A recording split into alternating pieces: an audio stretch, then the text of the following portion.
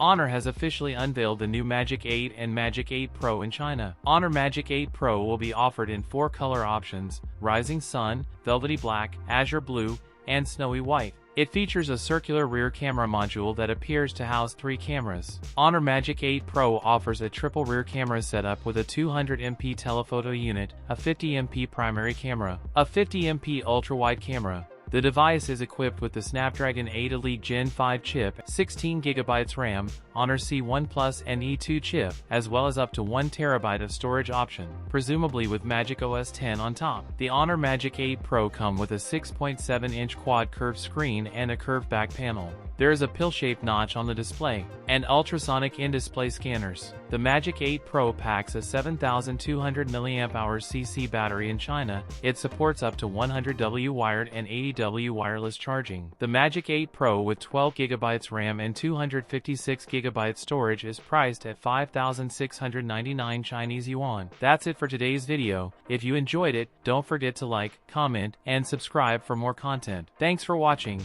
and I'll see you in the next one.